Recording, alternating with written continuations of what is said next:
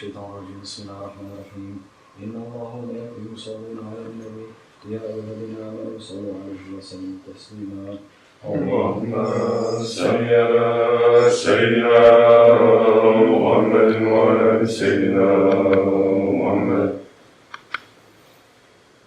الله أكبر الله أكبر الله أكبر الله أكبر أشهد أن لا إله إلا الله أشهد أن لا إله إلا الله أشهد أن محمدا رسول الله أشهد أن محمدا رسول الله حي على الصلاة حي على الصلاة حي على الفلاح حي على الفلاح الله أكبر لا إله إلا الله.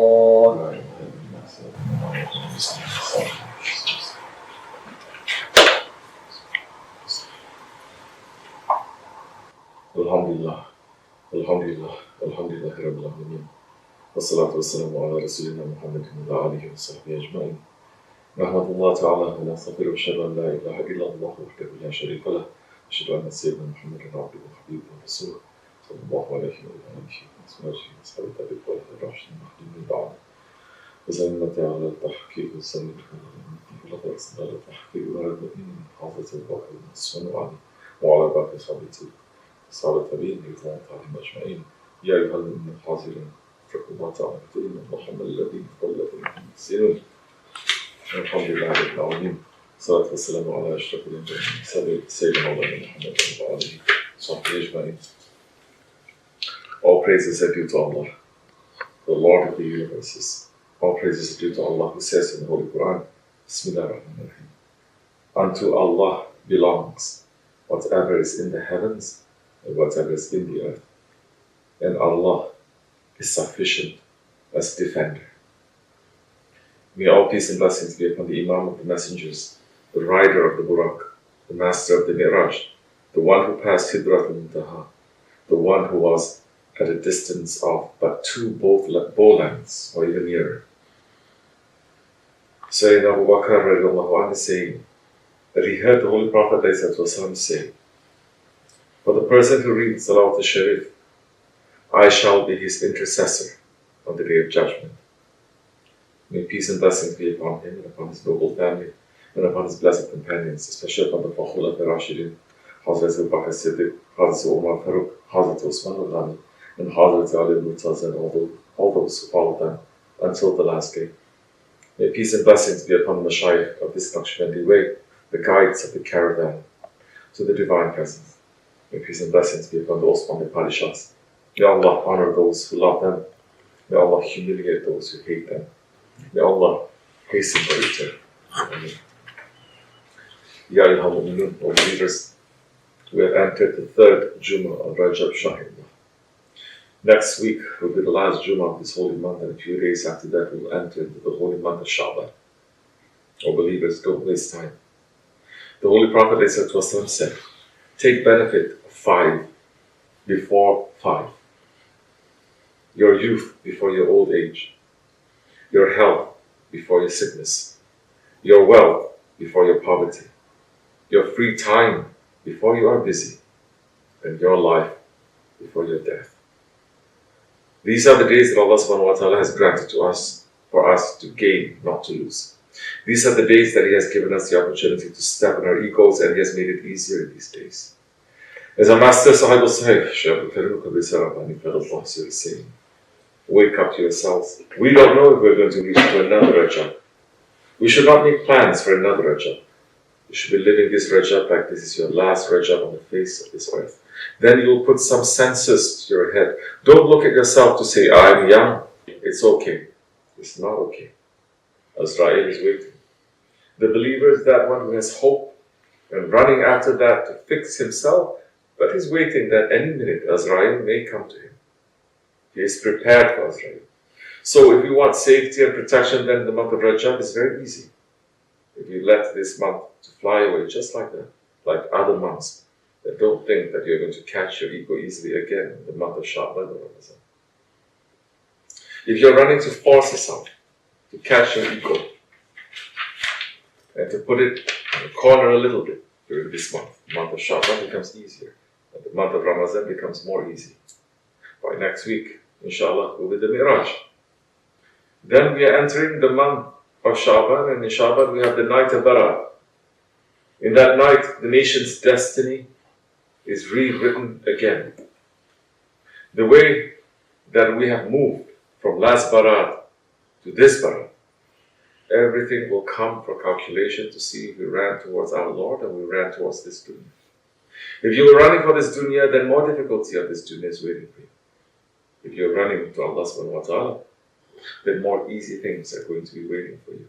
We still have some days, inshallah. Inshallah.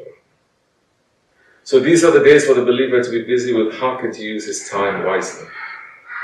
And the biggest thing that a believer needs to be busy with is fighting against your ego. Not sitting in a room and thinking and going to illusion and delusion, but being with a doctor who has the cure to the disease of the ego, and being in the hospital that has the treatment against you, that ego, and doing the work of fighting against you, that ego. Do we understand what that ego is and how dangerous it is? Without understanding that ego, we cannot understand Allah. We cannot understand our Rasul. And we cannot understand our Shaykh. Sultan al-Awliya Shaykh Maulana Muhammad Nazim Hakkani saying, the ego always says, I have lordship.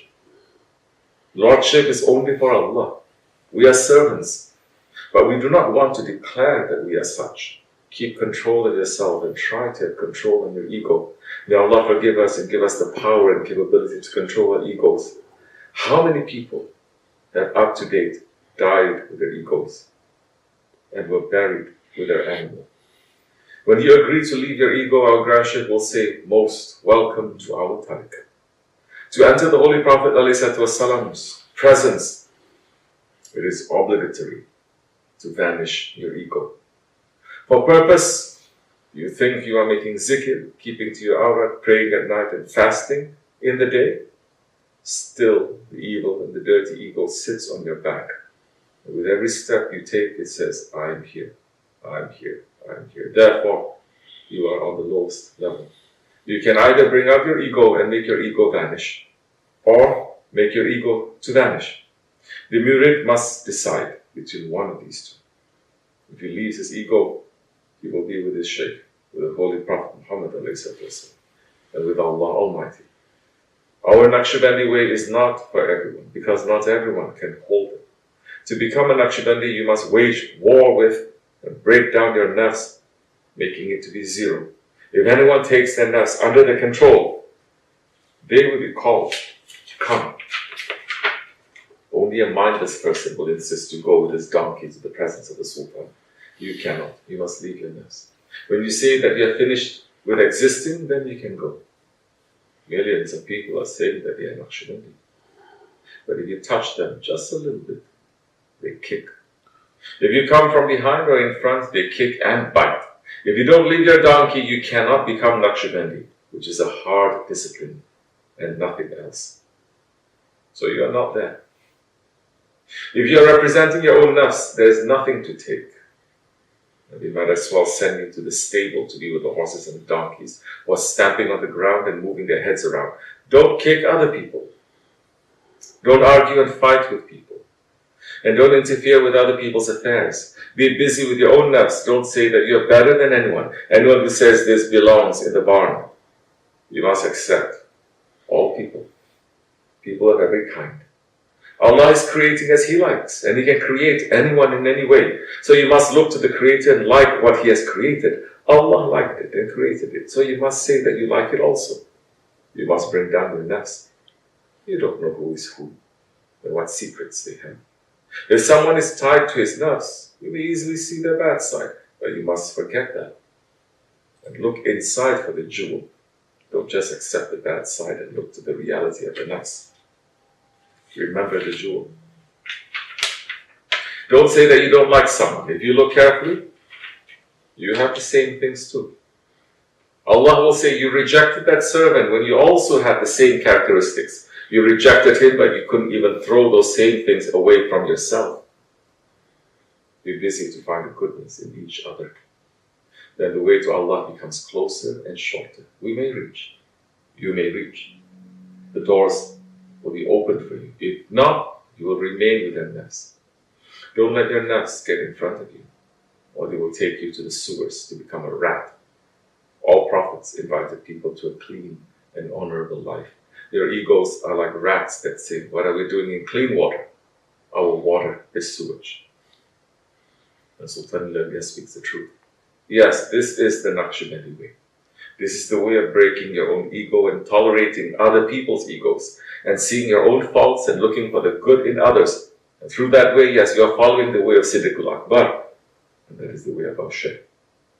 That is the way of SahibulSaif. So many people today will give khutbah about Mi'raj.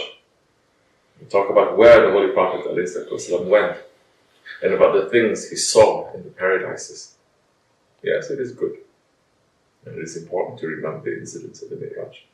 But how can we talk about Mi'raj while we still have that evil rat ego inside of ourselves? Does training the ego have anything to do with Mi'raj? Yes, definitely it does. Yes, it has everything to do with it. Because with a disobedient ego, you cannot go anywhere. Sultan Ilya is continuing and saying, no creature is more powerful than our ego. And no creature is more useful also. It may take us from the lowest level to the highest. Yes, it is so dangerous and powerful, and its work is also important.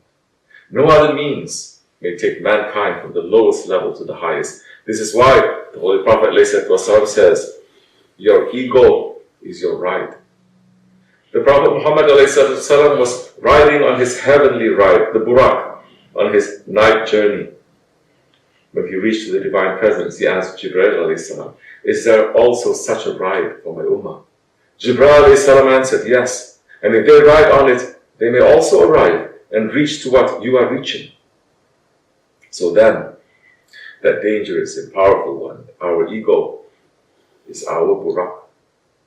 But people do not understand and they are not using it. All prophets were calling people in this direction. Do you understand? Allah Almighty hears everything and He looks and sees who you are, what your intention or purpose is. When you are objecting, He understands that your ego is claiming to be number one through all creatures and that it wants all its commands to be obeyed. That is the secret to the hidden reality of your ego. When it asks, why did this happen? What it means through heavens is that servant is asking that lordship be for himself. He is not happy with the lordship of the Lord of the heavens. And he believes that he can think more perfectly. He says, what I'm thinking regarding what situation, that situation is better than what happened. Let's start with those who always blame other people and who do not like their actions and attributes are the slaves of their egos. Someone who is asking for a way to perfection must begin to blame himself and look to his own imperfections. Without looking to the imperfections of others, only an imperfect one may look and see imperfection around himself. Who has imperfection sees in everyone imperfection except for himself. This is selfishness. You must try to correct yourself. When you have corrected yourself and reached to perfection, you will only blame yourself.